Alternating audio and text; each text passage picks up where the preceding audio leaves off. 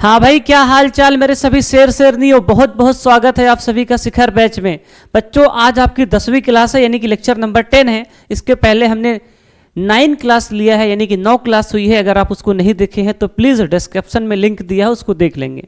अच्छा, जो बच्चे पहली बारी वीडियो पे क्लिक किए हैं या पहली बार इस चैनल पे आए हैं, उनके लिए मैं एक छोटा सा इंट्रोडक्शन देना चाहूँगा। बच्चों, इस यूट्यूब चैनल पर क्लास 12th के लिए शिखर बैच लॉन्च किया गया है, जिसमें आपको बिल्कुल पेड बैच की तरह पढ़ाया जाता है, बिना एक भी रुपए लिए। दोस्तों, जैसे पेड बैच में आपको नोट्स दी जाती है, डीपीपी दी जाती है, वैसे ही इस बैच में सब कुछ मिलता है आपको फ्री में। ठीक है दोस्त, तो आइए अब वीडियो को स्टार्ट करते हैं। और ये जो बैच है शिखर बैच 2025-26 सेशन के लिए है, सभी हिंदी मीडियम के बच्चों के लिए है, चाहे वो बिहार बोर्ड हो, यूपी बोर्ड हो, एमपी बोर्ड हो, राजस्थान बोर्ड हो, सभी बोर्ड के लिए है। ठीक है बच्चों, तो आइए स्टार्ट करते हैं। और बच्चों, सबसे पहले हम जानने का प्रयास करते हैं कि आज की इस वीडियो में हम लोग क्या पढ़ने वाले हैं। तो बच्चों, हम लोग आज पढ़ेंगे द्रव विलयन, या फिर इसी को हम कह सकते हैं वाष्प दाब के बारे में पढ़ने वाले हैं। किसके बारे में सर? वाष्प दाब के बारे में पढ़ने वाले हैं। और बच्चों, इससे रिलेटेड कुछ प्रश्न भी करेंगे, ठीक है, जो पेपर में आपके बन सकते हैं। जिस प्रकार से यूपी बोर्ड का बच्चों पैटर्न बदल रहा है, नए नए क्वेश्चन आ रहे हैं, तो उन सभी संभावित प्रश्न को भी करेंगे जो आपके पेपर में डायरेक्ट छपने वाले हैं। यानी कि आप इस बैच को ज्वाइन करते हैं, सीधी बात अगर मैं कहना चाहूँ तो भाई ओपन चैलेंज है। अगर आप इस बैच को ज्वाइन करते हैं तो भाई आपको कोई दिक्कत होने वाली नहीं है। सभी प्रश्न इसी बैच से आपके पेपर में छपेंगे, ये मेरा वादा। आपको टेंशन नहीं लेना है। आप चाहे कॉम्पिटिटिव एग्जाम की तैयारी करिए 12th के बाद, चाहे जिसकी तैयारी करिए, सब कुछ पर्याप्त मात्रा में आपको कंटेंट दिया जाएगा, वो भी फ्री में।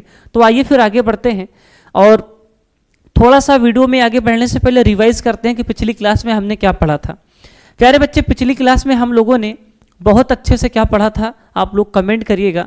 हम लोगों ने पढ़ा था सांद्रता पद को प्रभावित करने वाले कारक के बारे में। ठीक है, इसके पहले क्या पढ़ा था हम लोगों ने?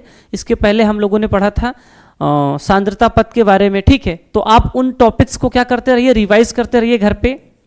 बेटा रिवाइज करते रहिए। देखो बेटा, आगे पढ़ाने की जिम्मेदारी तो है ही हमारी, पीछे का याद करवाना भी बहुत ज़रूरी होता है, नहीं तो आप भूल जाते हैं।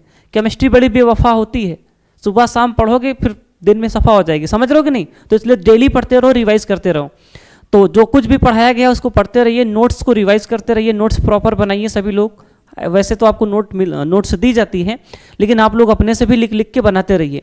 और क्वेश्चन की प्रैक्टिस करिए। जो मैंने न्यूमेरिकल्स करवाए हैं उन सभी के ऊपर प्रश्न लगाइए, न्यूमेरिकल को सॉल्व करिए, ये आपकी जिम्मेदारी है। ठीक है भैया, ठीक है। अब आइए, सबसे पहले आज की क्लास में हम सीखेंगे वाष्पन क्या होता है, वेपराइजेशन होता क्या है। आप सभी लोग देखो बेटा, अपने पढ़ाने का बहुत सिंपल तरीका है, एकदम जीरो से चलेंगे, एकदम जीरो से शुरू से। ठीक है, जिससे हर बच्चा समझ पाए। समझ रहे हो कि नहीं? अब ध्यान से देखना बच्चे, वाष्पन क्या होता है। वाष्पन को वेपराइजेशन बोलते हैं। मेरे भाई, वाष्पन आप सभी लोग घर पे गर्मियों में देखे होंगे, कपड़े सुखवाते हैं गीले गीले, ठीक है। और गर्मियों में ये भी देखे होंगे पानी का सूखना, जैसे तालाब होता है वहाँ से पानी उड़ जाता है, गर्मियों में तालाब सूख नहीं जाते हैं, तो वो एक प्रकार से वाष्पन है। जब कपड़े हम लोग फैला देते हैं तो कपड़े सूख जाते हैं, वो भी क्या होता है सर? एक प्रकार का वाष्पन है। ठीक है, तो वाष्पन को हमने डेली लाइफ के एग्जाम्पल से समझा, जो हम दैनिक जीवन में यूज करते हैं। तो वाष्पन मुझे लगता है सभी बच्चे जानते हैं। ठीक है बेटा, कपड़े का सूखना, पानी का सूखना, ठीक है, ये सब क्या होता है सर? एक प्रकार से वाष्पन है। ठीक है बच्चे, अब अगर वाष्पन समझ गए तो आप संघनन भी जानते हैं, संघनन भी जानते हैं। ठीक है, अब जरा ध्यान से देखेंगे, मैं यहीं पे आपको एक चीज़ और बताता हूँ। जैसे मान लीजिए एक देसी भाषा में एक भगोला है। क्या है सर? ये भगोले जैसे नहीं लग रहा है मुझे लगता है, लेकिन मान लो एक भगोला है, ठीक है, बर्तन है, एक बर्तन है, बंद बर्तन है ना, बंद बर्तन है। ठीक है भाई, बर्तन है मेरे भाई, इसमें पानी भरा है, पानी भरा है। ठीक है, अब भैया ये पानी है, चलो अभी इसको खुला कर देते हैं। ठीक है, बंद नहीं, अभी खुला है। ठीक है, बर्तन खुला है, खुला बर्तन है। अब इस पानी को अगर हम गर्म करेंगे, पानी को क्या करेंगे सर? गर्म करेंगे, तो पानी भाप बन के उड़ेगा सर। सर बिल्कुल, पानी जो है भाप बनेगा, फिर क्या करेगा सर? उड़ जाएगा। पानी जब भाप बन के उड़ा मेरे भाई, मेरे करेजा, मेरे जिगर के छल्लों, सॉरी, ठीक है, तो मैंने प्यार से बोला, ठीक है लड़कों, याद रखना, पानी को जब भी मैंने गर्म किया, भाप बन के उड़ गया, तो ये क्या है सर? वाष्पन ही तो है। क्या है सर? वाष्पन है। मान लो अब हम ढक्कन बंद कर देते हैं, ढक्कन बंद कर दिया। मान लो हमने बंद बर्तन ले लिया, बंद बर्तन ले लिया, अब बर्तन बंद है, पानी को गर्म करोगे, पानी जब भी गर्म होगा तो गैस बन के उड़ेगा, भाप बन के। लेकिन जब ढक्कन बंद रहेगा तो फिर से वो क्या करेगा, इसके ऊपर टकराएगा, ठीक है, पर ढक्कन के ऊपर क्या करेगा, टकराएगा। टकराने के बाद फिर से द्रव बन जाएगा। क्या बन जाएगा सर, द्रव बन जाएगा। समझिए मेरी बात, या ऐसा समझो, वाष्पन समझ में आया ना, पानी को गर्म करेंगे तो भाप बन के उड़ जाएगा, तो क्या है सर, वाष्पन है। अब देखो संघनन क्या होता है, यहीं पे एक चीज और समझना, संघनन क्या होता है। संघनन क्या होता है मेरे बच्चे, संघनन का मतलब होता है कि जब कोई गैस, ठीक है, कोई गैस किस में बदल जाए सर, द्रव में बदल जाए, ठीक है। संघनन का मतलब होता है जब कोई गैस द्रव में परिवर्तित हो जाती है तो उसी को क्या बोलते हैं सर, संघनन बोलते हैं, ठीक है। सीधी सी बात है, बहुत सीधा सा एग्जांपल है। तो कुल मिला के हमारे बच्चे समझ गए वाष्पन क्या होता है, संघनन क्या होता है। दो चीज़ें समझ में आई ना। अभी बाकी और एग्जाम्पल खतरनाक तरीके से समझेंगे, आप टेंशन ना लो, ठीक है। इस फिगर को बना के और अच्छे से समझेंगे। वाष्पन और संघनन बच्चे समझ रहे हैं, आप लोग इसको पढ़िएगा। संघनन के और सारे एग्जाम्पल यहाँ पे लिखे हुए हैं। ठंडी रात के, ठीक है, बाद घास पर पानी की बूंदें जम जाती हैं, यह संघनन का एक सामान्य उदाहरण है। तो बेटा आप इसको पढ़िएगा, ठीक है, नोट्स मिल जाएगी आपको, इसको पढ़ लीजिएगा। सीधी सीधी भाषा में संघनन को क्या कहते हैं, अब इसको थोड़ा सा परिभाषा के रूप में देख लेते हैं। तो बेटा देखिएगा, संघनन वह प्रक्रिया है जिसमें गैस ठंडी होकर तरल में परिवर्तित हो जाती है, यह प्रक्रिया संघनन कहलाती है, ठीक है। यह प्रक्रिया तब होती है जब गैस का तापमान कम होता है और अपने चारों ओर ठंडी सतह पर जमा हो जाती है। कहने का मतलब सीधे सीधे अर्थ ये है संघनन का कि जब कोई गैस द्रव में परिवर्तित हो जाती है तो उस प्रक्रिया को क्या बोलते हैं सर, संघनन बोलते हैं। अब देखो, अब बेटा देखो, अब आपको जो कुछ भी मैंने पढ़ाया उन सब में से याद क्या रखना है, आपको सिर्फ इतना याद रखना है कि वाष्पन का मतलब होता है पानी उबलकर भाप बदल जाता है, यानी कि गैस में हो जाता है। और संघनन में भाप यानी कि जो गैस है, ठीक है, जो गैस है ठंडी होकर वो किस में बदल जाती है सर, द्रव में बदल जाती है, यानी कि पानी के बूंदों में बदल जाती है। यही दो चीज याद रखना है कि सर वाष्पन और संघनन, यही दो चीज होती है, ठीक है। बोलो यार, कोई दिक्कत सर? नहीं, बहुत अच्छे से हमारे बच्चे समझ रहे हैं। और इसको याद नहीं करना, रटना नहीं है भाई, हमारा टॉपिक कुछ और है, लेकिन हम क्लास 9th की चीज़ें रिवाइज करवा दे रहे हैं ताकि हमारे बच्चों को कोई दिक्कत ना हो, सब कुछ समझ में आ जाए, ठीक है भैया। तो वाष्पन और संघनन सब लोग समझ गए, ठीक है सर। अब आइए, अब हम अपने मेन टॉपिक को पढ़ते हैं जिसको बोलते हैं द्रव विलयनों का वाष्पताप, ठीक है, या फिर आप इसको सीधे सीधे वाष्पदाब भी बोल सकते हैं, ठीक है। वाष्पदाब हेडिंग आपकी क्या है सर, यहीं से स्टार्ट है। इसको आप चाहे तो वाष्पदाब बोलिए या फिर द्रव विलयनों का वाष्पदाब बोलिए, दोनों एक ही चीज है, ठीक है भैया, ध्यान दीजिएगा। अब इसको पहले मैं समझा देता हूं, फिर मैं इसकी परिभाषा पे आता हूं, ठीक है। कैसे समझना है बेटा, ध्यान से देखना। जैसे मान लीजिए ये आपका एक बंद बर्तन है, ठीक है, देखना बेटा, अब मैं वो वाली कहानी अच्छे से बताऊंगा। ये आपका एक बंद बर्तन है, ठीक है, क्लोज कंटेनर है, क्या है सर, बंद बर्तन है या बंद पात्र भी बोल सकते हो। इसमें हमने क्या ले लिया सर, पानी ले लिया, ठीक है, क्या ले लिया सर, पानी ले लिया। मेरे भाई पानी अगर है, हम मान लेते हैं पानी हमारा यहाँ तक है, ठीक है, पानी यहाँ तक भरा है। अब बेटा अगर हम पानी को गर्म करेंगे, क्या करेंगे सर, गर्म करेंगे तो पानी क्या बनाएगा, भाप बनाएगा। अरे बोलो ना यार, पानी भाप बनेगा कि नहीं बनेगा? ये पानी के कण है, ठीक है, और ये बंद बर्तन है तो पानी से भाप बन के उड़ेगी नहीं, यानी कि सर इतनी बात हमको क्लियर है भैया। पानी जब इसमें लिए गर्म किए तो पानी भाप बन के इस तरह से गैस के कण बनाएगा, ठीक है। अब मान लेते हैं कि बर्तन के ऊपर आ गया, ठीक है, ढक, अबे भगोले में पानी रख के, इधर आओ इधर, भगोले में पानी रख के गरमाते हो कि नहीं गरमाते हो? जैसे मान लो ये बॉटल मेरे पास है, सपोज करो ये तुमको दिखाई दे रहा है ना, ये सपोज कर लो, गंदा है क्या, कोई बात नहीं, मान लो ये तुम्हारा बॉटल है, ठीक है, तो भगोला है, पानी यहाँ तक तुम्हारा भरा है, यहाँ तक अगर तुम्हारा पानी भरा है और ढक्कन ऊपर बंद है, इसको तुम जब गर्म करोगे पानी को तो पानी भाप बन के उड़ के जाएगा, ठीक है, पानी भाप बन के उड़ के जाएगा। अब ढक्कन से तो ऊपर निकल नहीं पाएगा क्योंकि ढक्कन बंद है, तो जाके अब यहीं पे कहीं आसपास टकराएगा, इस बर्तन के दीवार पे क्या करेगा, टकराएगा। क्या करेगा सर, टकराएगा, और टकराएगा तो एक दाब लगाएगा। क्या लगाएगा सर, दाब लगाएगा, ठीक है, क्या लगाएगा मेरे दोस्त, दाब लगाएगा, ठीक है। लेकिन जब ऊपर इसके जाएगा, इस पे ढक्कन के पास आसपास देखो पानी तुम्हारा यहीं तक था ना, अब यहाँ से गर्म कर रहे हो, भाप बन के गया, यहाँ पे पूरे में टकरा रहा है, टकराएगा और एक दाब लगाएगा। लेकिन एक समय ऐसा आएगा कि यही गैस जो नीचे से पानी जो है, द्रव जो था वो गैस बन के ऊपर गया था, टकराया था, लेकिन फिर से वो फिर क्या बन जाएगा, द्रव बन जाएगा। क्यों? क्योंकि इसके ऊपर दबाव पड़ेगा, दबाव की वजह से फिर से क्या बन जाएगा सर? गैस बन जाएगा। कहने का मतलब ये है, अब जरा ध्यान से देखेंगे, हमारा पानी ये है, पानी को हमने गर्म किया तो बेटा यहाँ क्या बनाया सर? वाष्प बनाया। क्या बनाया सर? वाष्प।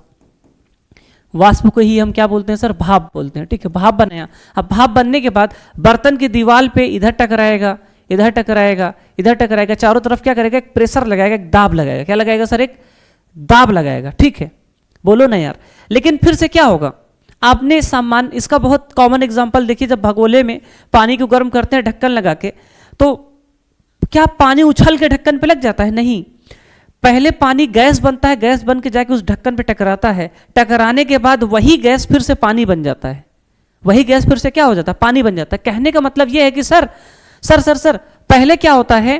पहले क्या होता है कि सर पहले जो है हमारा पानी वाष्प बनता है। ठीक है, वाष्प बनता है, लेकिन फिर से टकराने के बाद वही वाष्प फिर से क्या बन जाता है? पानी बन जाता है। वही वाष्प फिर से क्या बन जाता है? पानी बन जाता है। सर आप ये कहना चाहते हैं क्या, पहले पानी H2O द्रव था, H2O लिक्विड था, L मतलब लिक्विड द्रव था, लेकिन गर्म करने पे ये क्या बन गया सर? H2O जल की वाष्प बन गई। क्या बन गई सर? जल की वाष्प बन गई, गैस बन गई। लेकिन फिर से टकराने के बाद फिर से यही वाष्प क्या बन जाती है? द्रव बन जाती है। ये दोनों चीज एक साथ होता है। कहने का मतलब ये है कि पहले वाष्पन होता है, फिर उसके बाद क्या हो जाता है सर? संघनन हो जाता है। यानी कि सर हम एक चीज समझ रहे हैं कि इसमें वाष्पन भी हो रहा है, संघनन भी हो रहा है, दोनों एक साथ हो रहा है। दोनों क्या हो रहा है मेरे दोस्त? एक साथ हो रहा है। ठीक है, जब द्रव पानी के कण यहां पे जाते हैं भाप बन के, तो एक प्रेशर लगाते हैं। इस पे क्या लगाते हैं सर? बर्तन की दीवार पे क्या लगाते हैं? प्रेशर लगाते हैं। उसी को वाष्पदाब बोलते हैं। क्या बोलते हैं सर? वाष्पदाब। वाष्पदाब बोलते हैं, वेपर प्रेशर बोलते हैं। लेकिन केमिस्ट्री की भाषा में, थोड़ा और पढ़ी लिखी भाषा में, थोड़ा सा स्टैंडर्ड फॉर्म में क्या बोलते हैं भैया? वाष्पदाब इसको तब बोलेंगे जब इनके बीच में क्या आ जाएगा? साम्य अवस्था आ जाएगा। क्या आ जाएगा सर? साम्य अवस्था आ जाएगा। ठीक है, इक्विलिब्रियम आ जाए। ठीक है सर, यानी कि हम पानी को गर्म कर रहे हैं तो भाप बनाया, भाप बनाने के बाद बर्तन पे टकराया, वो वाष्पदाब है। हाँ, वही वाष्पदाब है। लेकिन केमिस्ट्री की भाषा में, थोड़ा पढ़ी लिखी भाषा में क्या बोलते हैं कि जब इनके बीच में क्या आ जाए? साम्य अवस्था आ जाए। सर ये साम्य अवस्था का मतलब क्या, थोड़ा समझाएंगे क्या? बता रहे हैं, थोड़ा पेशेंस रखो। साम्य अवस्था का मतलब ये है कि पानी से, मान लीजिए पानी के 10 कण भाप बनाए। कितने कण सर? पानी के 10 कण भाप बनाए। ठीक है, और 10 कण भाप के, 10 कण भाप के क्या बना दे? पानी बना दे। यानी कि जब पानी के 10 कण भाप बनाए और वही पानी के 10 कण क्या बना दे? सॉरी, पानी के 10 कण भाप बनाए, वही भाप के 10 कण क्या बना दे? पानी बना दे। इस समय पर, इस अवस्था पर जो प्रेशर यहां पे लगेगा, जो दाब लगेगा, जो दाब लगेगा, उसी को बोलेंगे वाष्प दाब। क्या बोलेंगे सर? वाष्प दाब। ठीक है, सामान्य परिभाषा हम लोग क्या पढ़ते हैं वाष्प दाब की सर? सामान्य परिभाषा हम लोग पढ़ते हैं कि जब किसी द्रव को गर्म करते हैं तो द्रव वाष्प बनाता है, भाप बनाता है, तो वही वाष्प बर्तन पे एक दबाव डालती है, वही वाष्पदाब है। लेकिन आप साम्य अवस्था का इंतजार करिएगा, जब तक कि उन दोनों के बीच में साम्य अवस्था ना आ जाए तब तक हम वाष्पदाब नहीं बोलेंगे। ये थोड़ी सी स्टैंडर्ड बात है। ठीक है भाई, इतनी बात मुझे लगता है सबको समझ में आया होगा कि साम्य अवस्था पर जो प्रेशर लगता है वही क्या होता है सर? वाष्पदाब होता है। ठीक है, इक्विलिब्रियम पे। अच्छा, मुझे एक बात बताओ, ये जो प्रोसेस है द्रव से, ठीक है, H2O द्रव से H2O वाष्प बनने का ये जो प्रोसेस है, ये कैसा प्रोसेस है? ऊष्मा छेपी है कि ऊष्मा शोषी है? सब लोग बताओ, कमेंट करो। ऊष्मा छेपी है कि ऊष्मा शोषी है? सब लोग बताओ भैया, ऊष्मा छेपी है कि ऊष्मा शोषी है? ठीक है, अगर ना समझ में आ रहा हो तो भाई देखो, मैं एक बार ये और बता दूं अच्छे से। ठीक है, जिन बच्चों को नहीं आ रहा है वो देखेंगे। जैसे एक बहुत कॉमन, देखो भाई वीडियो छोड़ के जाना नहीं है, देखना है, थोड़ा प्रयास करो तो चीज़ें और अच्छे से समझ में आएंगी, लेकिन लगे रहो साथ में। ठीक है, लगे रहोगे तो मज़ा आएगा। चलो मैं एक बहुत और कॉमन एग्जांपल लेता हूँ वाष्पदाब को समझाने का। मान लीजिए ये जेल है। ठीक है, इस जेल में कैदी हैं। ठीक है, इस जेल में ढेर सारे कैदी भरे हुए हैं। ढेर सारे कैदी भरे हुए हैं। अब भैया हुआ क्या, अब ये गेट है, जेल का ये गेट है। ठीक है, ज़्यादा बड़ा गेट नहीं है, तो जो गेट के पास कैदी भरे हैं वो चाहेंगे कि हम गेट कूद के भाग जाएं, गेट को कूद करके पार करके भाग जाएं। और ऐसा होता भी है, तो जो गेट के पास कैदी थे वो कूद के भाग गए, बाहर की दुनिया में चले गए। और बाहर की दुनिया में गए तो अब भैया कैदी बाहर जाएगा तो थोड़ी ना फालतू बैठेगा, जाएगा पान खाएगा, गुटखा खाएगा, मौज करेगा, उसकी जो इच्छा होगा खाएगा, इधर उधर दबदबा बनाएगा, यानी कि बाहर की दुनिया में जाके प्रेशर लगाएगा। क्या करेगा सर? प्रेशर लगाएगा, एक दबाव डालेगा, ठीक है, एक दबाव डालेगा, ठीक है। लेकिन कुछ दिन बाद हुआ क्या, पुलिस को पता चला कि हमारे कुछ कैदी भाग गए हैं। तो पुलिस करती क्या है, जो कैदी भाग गए हैं, ठीक है, ऐसे समझो, ये कैदी चले गए, ठीक है, ये कैदी चले गए थे। लेकिन कुछ समय बाद पता चला कि भैया कैदी बाहर गए हैं, तो पुलिस गई उन कैदी को पकड़ लाई, पकड़ के फिर से लाके अंदर कर दी, ठीक है। यानी कि जो द्रव जो था, भाप बना था, वही भाप फिर से क्या बन गया, द्रव बन गया। एक समय ऐसा आया 10 कैदी बाहर जा रहे हैं, तो 10 कैदी क्या उधर से अंदर आ रहे हैं, यानी कि पानी के 10 कण भाप बन रहे हैं, तो भाप के 10 कण क्या बन रहे हैं, पानी बन रहे हैं, यानी कि 10 कैदी बाहर गए, 10 कैदी अंदर है।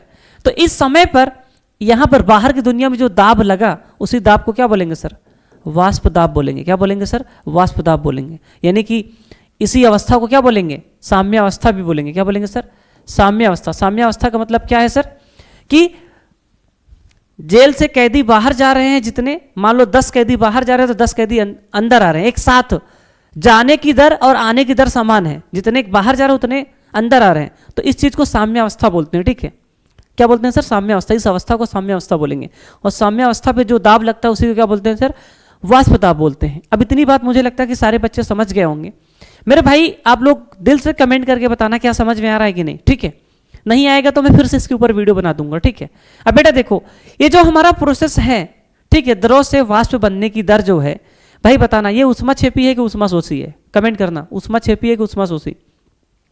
सर ऊष्माक्षेपी वे अपक्रियाएं होती हैं जिनमें उत्पाद के साथ ऊर्जा निकलती है, ठीक है, लेकिन ऊष्माशोषी अपक्रिया वे अपक्रिया होती है जिनमें ऊर्जा हमको देनी पड़ती है। तो तुम ऊर्जा दे रहे हो, गर्म कर रहे हो, गर्म कर रहे हो तभी जो है भाप बन रहा है। बिना गर्म किए पानी भाप बनेगा क्या सर? नहीं बनेगा। तो गर्म कर रहे हो ना, ऊर्जा दे रहे हो। और किसी भी अपक्रिया में अगर ऊर्जा दी जाती है, ऊर्जा अगर दी जाती है, ऊर्जा मेरे भाई दी जाती है, तो फिर उस अपक्रिया को क्या बोलते हैं सर? ऊष्माक्षेपी बोलते हैं, ऊष्माक्षेपी बोलते हैं। और यहाँ पे जो डेल्टा एच होता है, डेल्टा एच वाष्पन है ना, डेल्टा एच का मतलब क्या है पता है? ऊर्जा यार, चेंज इन एंथैल्पी, ठीक है, एंथैल्पी में परिवर्तन। बेसिकली इसका मतलब ऊर्जा में परिवर्तन, ठीक है। शॉर्टकट में अगर मैं बोलूं तो ऊर्जा में परिवर्तन, ऊर्जा में परिवर्तन, ठीक है। ऊर्जा में परिवर्तन जो होता है वो पॉजिटिव होता है। क्या होता है सर? पॉजिटिव होता है। ये सब क्या होता है आप धीरे धीरे सीख जाएंगे, आप टेंशन नहीं लीजिए। आप पढ़े होंगे है ना क्लास 11th में, इक्विलिब्रियम में, साम्य अवस्था में, थर्मोडायनेमिक्स में बहुत सारी चीज़ें पढ़े होंगे। नहीं पढ़े हैं तो जान लीजिए कि हमारी अपक्रिया कैसी होगी सर? ऊष्माक्षेपी होगी। वाष्प दाब वाली जो प्रक्रिया है वो क्या है सर? ऊष्माक्षेपी होती है, क्योंकि ऊर्जा दी जाती है। और यहाँ पे डेल्टा एच का मान क्या होता है सर? पॉजिटिव होता है, ठीक है। ये बात आपको याद रखनी है, पेपर में अगर सवाल आएगा तो डायरेक्ट आप लोग ऑप्शन लगा दोगे, ठीक है सर, कोई दिक्कत नहीं। अब थोड़ा सा आगे आते हैं। सारे बच्चे वाष्प दाब समझ गए। अब बेटा वाष्प दाब की परिभाषा समझते हैं। परिभाषा कहाँ गई वाष्प दाब की सर? ये रहा, ये रहा, ठीक है। वाष्प दाब की परिभाषा ये है, पढ़िएगा। एक निश्चित ताप पर साम्य अवस्था में वाष्प के अणुओं द्वारा द्रव की सतह पर उत्पन्न किया गया दाब वाष्प दाब कहलाता है। तो मेरे भाई वाष्प दाब की परिभाषा ये है, और मैंने चित्र बना के आपको ये समझा दिया, ठीक है। ये चित्र बना के पूरा समझा दिया, तो आई होप कि आपको समझ में आया होगा परिभाषा पढ़ के, ठीक है। आपको यहाँ पे देखिए बना भी है, फिगर वगैरह देख लीजिए अच्छे से, कोई दिक्कत की बात नहीं है। कमेंट में बता दीजिएगा कि आपको समझ में आ रहा है कि नहीं। समझ में आ रहा है तो वीडियो को लाइक कर दीजिए, चैनल पे ना तो सब्सक्राइब कर दीजिए, ठीक है भाई। अब बेटा जरा ध्यान से देखना, वाष्प दाब समझ गए, ठीक है।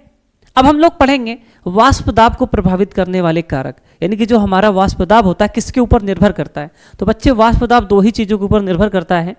पहला होता है बच्चे, क्या होता है सर? और जो वाष्प दाब होता है दो चीज़ों पर निर्भर करता है। पहला होता है ताप पर और दूसरा होता है द्रव की प्रकृति पर, ठीक है, द्रव की प्रकृति पर। इन दो चीज़ों पर हमारा वाष्प दाब क्या करता है सर? निर्भर करता है, ठीक है भैया। अब थोड़ा सा आगे आते हैं, देखिए यहाँ पे लिखा भी है, शुद्ध विलायक का वाष्प दाब केवल निर्भर करता है। शुद्ध विलायक का मतलब होता है पानी। क्या होता है सर? पानी। और पानी क्या है सर? द्रव है। क्या है सर? द्रव है। तो हम कह सकते हैं जो द्रव का वाष्प दाब होता है वो केवल निर्भर करता है तापमान पर और किस पे सर?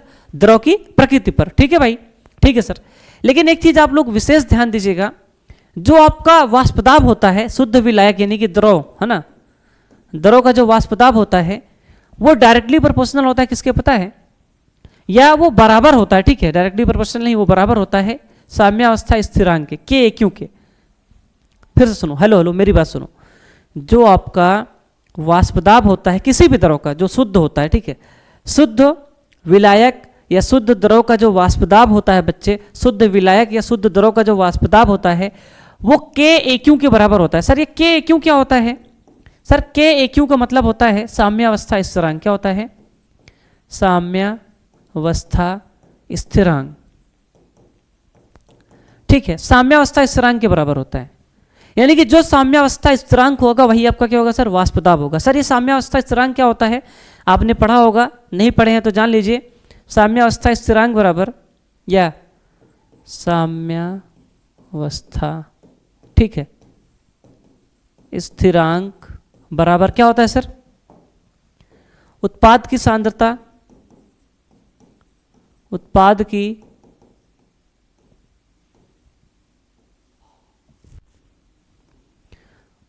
की सांद्रता बटे में क्या होता है? अभिकारक की सांद्रता। अभिकारक की सांद्रता, ठीक है भैया। कहने का मतलब यह है मेरे भाई कि वाष्प दाब जो होता है इक्विलिब्रियम कांस्टेंट साम्यावस्था स्थिरांक के बराबर होता है। और साम्यावस्था स्थिरांक को कैसे निकालते हैं? उत्पाद की सांद्रता बटे में अभिकारक की सांद्रता, ठीक है भाई। अब देखो, क्या इसके ऊपर हमको कोई बहुत बड़ी सवाल आएगी? बिल्कुल भी नहीं, आप टेंशन नहीं लीजिए, आपको मैं बता रहा हूं इसके ऊपर सवाल कैसे आएगी। तो आपके सामने एक सवाल लिखी हुई है, H2O द्रव से H2O गैस बन रहा है। वेपर का मतलब क्या है सर? वाष्प, यानी कि गैस बन रहा है, ठीक है, गैस बन रहा है। और इसके लिए KAQ यानी कि साम्यावस्था स्थिरांक कितना दिया सर?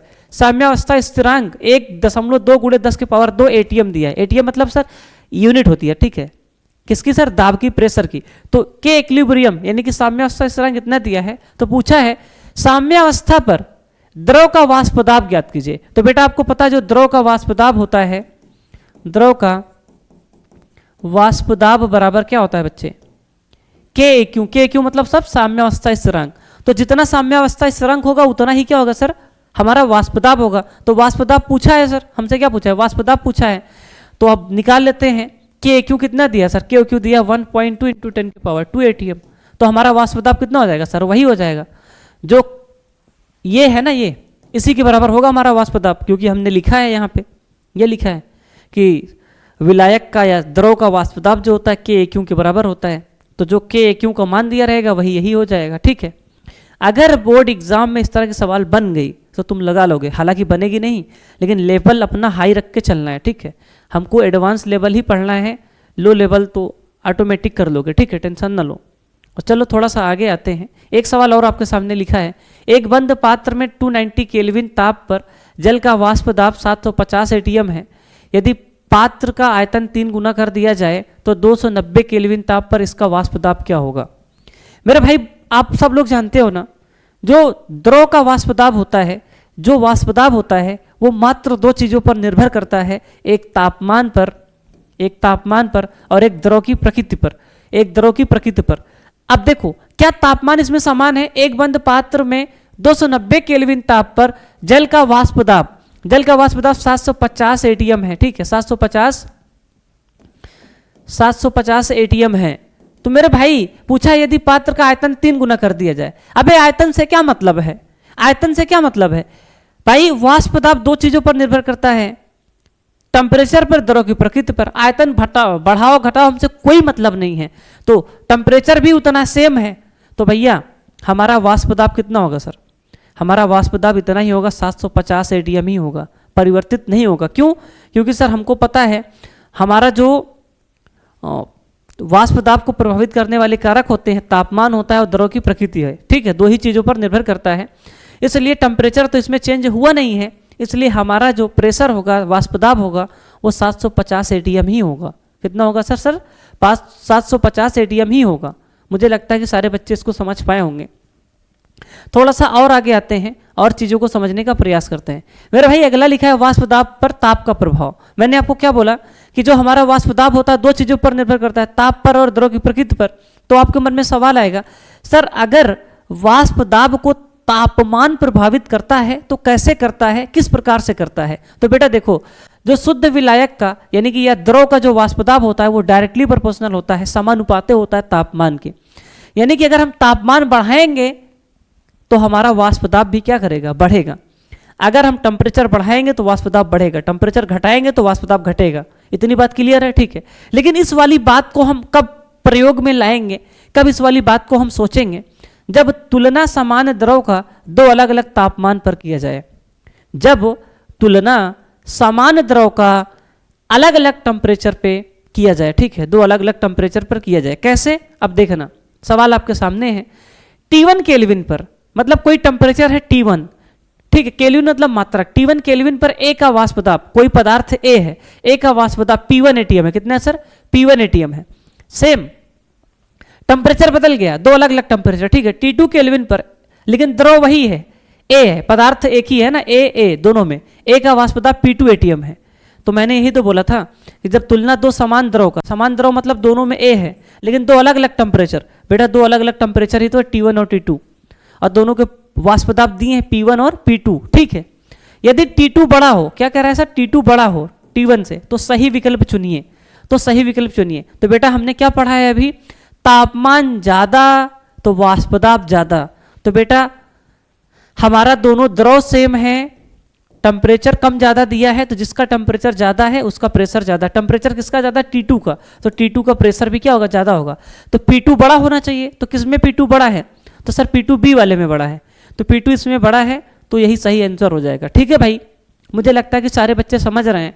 अगर समझ में आ रहा है तो कमेंट कर दो, यस सर, बोलो बोलो बोलो, जोर से बोलो, सारे बोलो, जय माता दी। ठीक है, अब बेटा देखो, अब मैं आपको बताता हूं जो द्रव का वाष्प दाब होता है उसका क्वथनांक से क्या संबंध होता है। बेटा क्वथनांक का मतलब भी टेम्परेचर होता है, आप टेंशन ना लीजिए, क्वथनांक को हम और आगे डिटेल में अच्छे से पढ़ाएंगे। तो देखना, जो द्रव का वाष्प दाब होगा, वाष्प दाब होगा मेरे भाई, वो इनवर्सली प्रोपोर्शनल होता है क्वथनांक के, क्वथनांक के, ठीक है। क्वथनांक भी एक प्रकार से क्या है सर, टेम्परेचर है। क्वथनांक अगर बढ़ेगा तो वाष्प दाब घटेगा, क्वथनांक घटेगा तो वाष्प दाब क्या करेगा सर, बढ़ेगा। व्युत्क्रमानुपाती होता है, व्युत्क्रमानुपाती का मतलब क्या होता है, ये बढ़ा तो ये घटा, ये घटा तो ये बढ़ा, ठीक है। अब याद रखिएगा, इस संबंध का उपयोग कब करेंगे, इस संबंध का उपयोग कब करेंगे भैया, जब दो भिन्न भिन्न द्रव की तुलना की जाए, जब दो भिन्न भिन्न द्रव दिए हों। जैसे यहाँ पे दो समान द्रव दिए थे, ठीक है, अगर दो भिन्न भिन्न द्रव दिए जाएंगे तो इस सूत्र का उपयोग करेंगे, ठीक है भाई, ठीक है सर।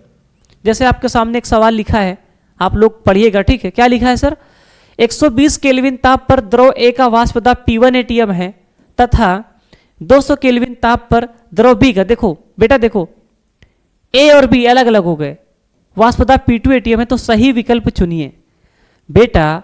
तो अब जितना ज़्यादा टेम्परेचर होगा, जिसका जितना ज़्यादा टेम्परेचर होगा उसका उतना ही वाष्प दाब क्या होगा, कम होगा, उसका उतना ही वाष्प दाब कम होगा। तो बेटा 200 केल्विन, यानी कि B का टेम्परेचर कितना है, 200 केल्विन, तो 200 केल्विन वाले का B का टेम्परेचर 200 केल्विन दिया है, तो इसका वाष्प दाब कम होना चाहिए, P2 दिया है, P2 एटीएम। लेकिन A का जो है 120 केल्विन पर प्रेशर P1 दिया है, तो टेम्परेचर ज़्यादा तो वाष्प दाब कम, यानी कि P2 कम है P1 से। तो किसमें ये वाला सही है सर, सी में। P2 छोटा है, P1 क्या है सर, बड़ा है। सॉरी उल्टा लगा दिया क्या, इसमें A वाला होगा, ठीक है। P1 बड़ा है ना, क्योंकि P2 छोटा है, तो P2 छोटा है और P1 बड़ा है, तो A वाला सही होगा, ठीक है भैया। कौन सा सही होगा सर, A वाला सही होगा। अबे इधर देखो ना, P1 क्या होगा, बड़ा होगा, और P2 क्या होगा, छोटा होगा। क्यों, क्योंकि इसका टेम्परेचर ज़्यादा है, टेम्परेचर ज़्यादा तो प्रेशर कम, ठीक है। यही तो मतलब है ना यहाँ पे। अरे बोलो ना यार, अरे यस सर समझ में आ रहा है, आ जाइए, थोड़ा सा आगे आते हैं, ठीक है भैया। अब बेटा देखो, आपने कहा कि सर टेम्परेचर का क्या प्रभाव होता है वाष्प दाब पर, हमने समझ गया, मतलब हम लोग समझ गए।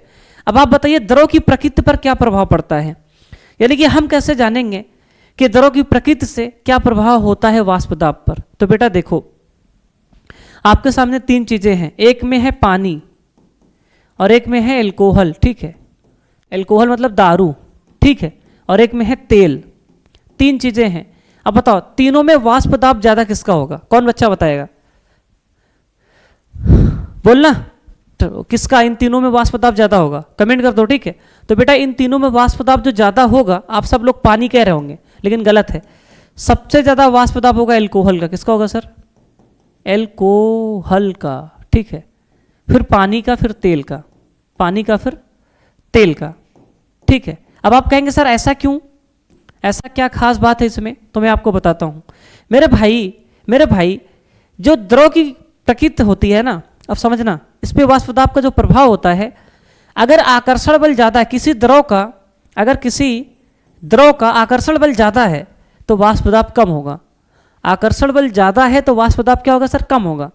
जैसे अगर मैं पानी और अल्कोहल की बात करूं, ठीक है, पानी और अल्कोहल की बात करूं, पानी और अल्कोहल की बात करूं भैया, तो बेटा पानी और अल्कोहल में होता क्या है, पानी का स्ट्रक्चर ऐसे बनता है और अल्कोहल भी ऐसे होती है। मान लो मैंने ले लिया CH3 CH2OH ले लिया, तो बेटा ये है, ठीक है, ये भी अल्कोहल है, ठीक है, ये अल्कोहल है। अब बेटा देखो दोनों में क्या होता है सर, हाइड्रोजन बॉन्डिंग होती है। क्या होती है सर, दोनों में हाइड्रोजन बंद होता है, हाइड्रोजन बंद दोनों में होता है, ठीक है, दोनों में हाइड्रोजन बंद होता है। लेकिन पानी में हाइड्रोजन बंद जो होता है वो प्रबल होता है। क्या होता है सर, प्रबल हाइड्रोजन बंद होता है। लेकिन इसमें जो हाइड्रोजन बंद होता है दुर्बल हाइड्रोजन बंद होता है। क्या होता है सर, दुर्बल हाइड्रोजन बंद होता है। तो बेटा प्रबल हाइड्रोजन बंद होने के कारण वाष्प दाब पानी का क्या हो जाता है, कम हो जाता है। और आप भली भांति जानते हैं बेटा कि जितना ज्यादा आकर्षण बल उतना कम वाष्प दाब। तो प्रबल है एमा भैया बॉन्ड, तो आकर्षण बल ज्यादा होगा, आकर्षण बल ज्यादा होगा तो भैया वाष्प दाब कम नहीं हो जाएगा। तो सीधी सी बात है सर, सही बात है, अल्कोहल का वाष्प दाब ज्यादा होता है, पानी का कम होता है। अब तेल की तुलना की जाए तो भैया तेल एक भारी द्रव होता है। क्या होता है सर, तेल जो होता है एक भारी द्रव होता है। क्या होता है सर, भारी द्रव होता है। अगर ये सर भारी द्रव है तो वैसे भी भारी द्रव का जो वाष्प दाब होता है कम होता है। क्या होता है सर, वाष्प दाब जो होता है कम होता है, ठीक है भैया। इसलिए द्रव की प्रकृति का प्रभाव पड़ता है वाष्प दाब पे। आपको साफ साफ दिखाई दे रहा है कि सर जितना ज़्यादा किसी द्रव में आकर्षण बल होगा, अगर आकर्षण बल ज़्यादा होगा मेरे भाई, तो फिर वहाँ पे वाष्प दाब क्या हो जाएगा, कम हो जाएगा। जैसे मैंने पानी, अल्कोहल और तेल का बताया, ठीक है भैया। इसका एग्जाम्पल मैंने बहुत प्रॉपर तरीके से लिखा है, रीजन आपके सामने लिखा है, तो आप पढ़िएगा, ठीक है, ठीक है बच्चे, ठीक है ठीक है ठीक है सर। ये आकर्षण बल है, ठीक है, ये किसका उदाहरण है सर, ये आकर्षण बल का क्रम है, ठीक है, आकर्षण बल है। तो आकर्षण बल ज़्यादा किस में होता है सर, पानी में, फिर कम होता है फिर ये, तो फिर इसीलिए जो है आकर्षण बल ज़्यादा होने के कारण फिर इसका वाष्प दाब क्या हो जाता है, कम हो जाता है, ठीक है भैया। और अधिक वाष्प दाब अल्कोहल का, फिर पानी का, फिर तेल का, ठीक है। सबसे ज़्यादा किसका होता है, अल्कोहल का, सबसे कम किसका होता है, तेल का, ठीक है। समझ रहे कि नहीं, पीछे मैंने बताया ही है आपको। और ये सब रीज़न लिखे हैं, आप लोग पढ़िएगा अच्छे से, ये भी रीज़न लिखा है, ठीक है बेटा, रीज़न अच्छे से लिखा है, अच्छे से पढ़ लीजिएगा, ठीक है भैया, ठीक है सर। तो आपका टॉपिक यहीं पे कंप्लीट होता है मेरे भाई, ठीक है। मैंने बहुत ईमानदारी से पूरा का पूरा वाष्प दाब को ख़त्म कर दिया। अब हम नेक्स्ट वीडियो में क्या पढ़ेंगे, विलयन का वाष्प दाब। आज हमने शुद्ध द्रव का पढ़ा, सिर्फ पानी का वाष्प दाब देखा, ठीक है, कि हमारा जब बर्तन है, इस बर्तन में जब हम गर्म कर रहे थे तो सिर्फ पानी था, पानी अकेले को जब हमने गर्म किया तो जो हमारा वाष्प दाब आया, जो प्रेशर आया, उसके बारे में हमने पढ़ा। और हमने ये भी बताया कि ये जो वाष्प दाब आता है वो किसके ऊपर निर्भर करता है, क्या कैसे चीज़ें होती हैं, इसको पढ़ लिया। कल हम विलयन पढ़ेंगे, इस पानी में कोई और पदार्थ मिला दिया जाएगा तब वाष्प दाब क्या होगा, ठीक है, इसके बारे में डिस्कस करेंगे। और मुझे लगता है कि हमारे सभी बच्चे इसको अच्छे से समझ गए हैं। अगर आपको वीडियो अच्छी लगी तो वीडियो को लाइक कर दीजिए, चैनल पर ना सब्सक्राइब कर दीजिए। आप सभी लोग प्यार और सपोर्ट ऐसे बनाए रखिए, हम ईमानदारी के साथ पूरा कंटेंट आपको फ्री में देंगे, ठीक है बच्चे। तो चलिए मिलते हैं नेक्स्ट वीडियो में, तब तक के लिए जय हिंद, जय Bharat, thank you so much, love you all, Radhe Radhe.